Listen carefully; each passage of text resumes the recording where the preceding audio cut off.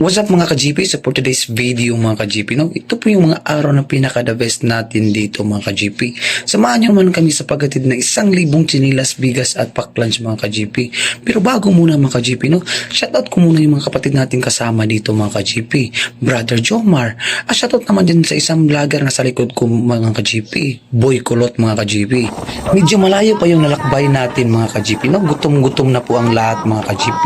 Kumuha po si brother ng 2 saging na mga ka-GP na hati-hatiin namin lahat dito mga ka-GP. Pero tika muna mga ka-GP, no? Shoutout ko muna yung nakamotorsiklo mga ka-GP. Shoutout na naman dyan kay brother Bingbong mga ka-GP. At ito na mga ka-GP, no? Nakita na po yung bundok ng Taal mga ka-GP. Malapit na po tayo sa lugar ng ating pupuntahan mga ka-GP, no? Pero tika muna mga ka-GP. Parang may napansin po yata tayo dito, no? Parang mabagal na po yata yung pagmamaniyo ni Brother Edward mga ka-GP. Parang may diferensya na po yata itong sinasakyan natin. Ayan na mga ka-GP. Tama yung inaala ko mga ka-GP, no? Na-stack up na po tayo sa lugar ng hindi ko alam mga ka-GP. Pero teka muna mga ka-GP, no? Tingnan ko muna sa loob ng sasakyan mga ka-GP. Uy! Shoutout na naman dyan sa kapatid nating Kasay dyan mga ka-GP, no? Shoutout naman dyan kay Sayning mga ka-GP. Shoutout naman dyan kay Saymait mga ka-GP. Pero at ito na mga ka-GP, naayos na po itong sinasakyan natin. Sayang-saya ang lahat na makarating sa lugar ng Santo Niño. Kunting tiis na lang makarating din tayo sa lugar ng ating pupuntahan mga ka-GP. Let's go! At sa wakas nakarating din tayo sa lugar ng Santo Niño mga ka-GP. At ito naman yung quadrangle nila dito mga ka-GP, no?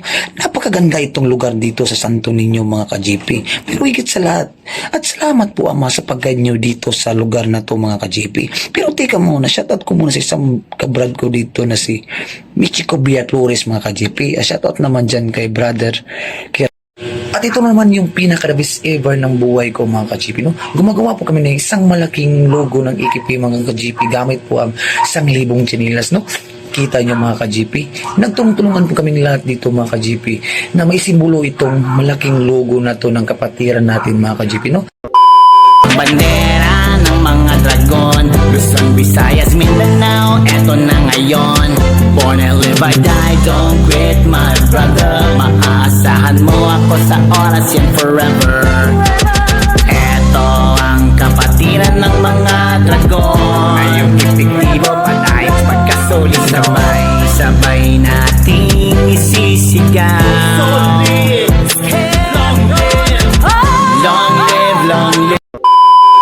At pagkatapos namang magsalita si Brother Edward, ang isbaker ng Barangay 4 mga ka-GP, shoutout na naman dyan sa mga kapatiran nating busy ang lahat sa pagmimigay ng mga pagkain nila mga ka-GP, no? At syempre naman mga ka-GP, baka yung iba naman dito mga ka-GP, nagugutom sila mga ka-GP. At kaya kami mga ka-GP, na-prepare po kami sa mga pagkain nila mga ka-GP, no? Pero kami dito mga ka-GP, okay lang kaming magugutom kami mga ka-GP. At least long live pa rin kami mga ka-GP, no? At higit sa lahat mga ka-GP, ang sarap pakinggan mga ka-GP na makatulong ka nating kapwa't Pilipino, no? Bandera ng mga dragon, Luzon, Visayas, Mindanao, eto na ngayon. Born and live I die, don't quit my brother. Maaasahan mo ako sa oras yan forever.